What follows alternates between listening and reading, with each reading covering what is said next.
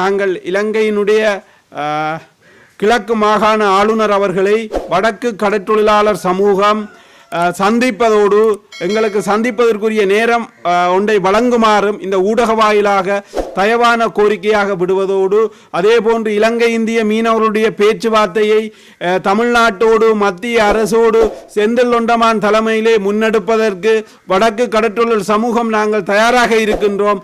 அந்த செயல்பாட்டை அவர் முன்கொண்டு வேண்டும் என்று வடக்கு கடற்றொழில் சமூகமாக மீண்டும் வலியுறுத்துவதோடு அவரை சந்திப்பதற்குரிய நேரத்தையும் எங்களுக்கு கிழக்கு மாகாண ஆளுநர் செந்தில் தொண்டமான் அவர்கள் வழங்க வேண்டும் என்ற ஒரு கோரிக்கையும், அதே போன்றுதான் இந்த இலங்கை இந்திய மீனவர்களுடைய பிரச்சனையிலே வடக்கு கடற்றொழில் சமூகம் மிகப்பெரிய பாதிப்பையும் பாதகத்தையும் ஏற்படுகின்றது. எங்களுடைய வளம் அளிக்கப்படுகிறது, வாழ்வாதாரமின்றி நாங்கள் கடற்றொழிலாளர்கள் கஷ்டப்படுகின்றோம்.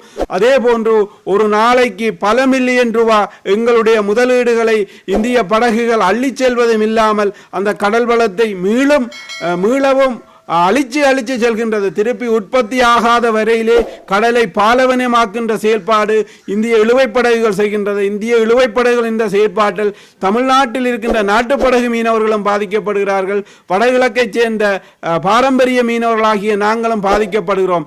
எனவேதான் நாங்கள் கிழக்கு மாகாண ஆளுநர் செந்தில் தொண்டமான் ஐயா அவர்களை வடக்கு கடற்றொழிலாளர்கள் பிரச்சனையை கையில் எடுத்து இந்திய இலங்கை மீனவர்களுக்கிடையிலே ஒரு உறவு பாலமாக நின்று இந்த பிரச்சனையை தீர்த்து வைப்பதற்கு மீனவர் மட்ட கலந்துரையாடலை வெகு விரைவாக மேற்கொள்ள வேண்டும் என்று நாங்கள் அவரை கோரிக்கை விடுவதோடு, ஐயா செந்தில் தொண்டமான் அவர்களே, கடந்த வாரம் அனலைதீவு பகுதியிலே 2 மீனவர்கள் கடலிலே ஏற்பட்ட சீரற்ற காலநிலை காரணமாக தமிழ்நாட்டு நாகப்பட்டினம் கரையோரத்தை கரையொதுங்கி இருந்து அவர்கள் இந்திய புலர் சிறையிலே எதிர்வரும் 27ஆம் தேதி வரையும் விளக்கமறியலில் இருக்கின்றார்கள்.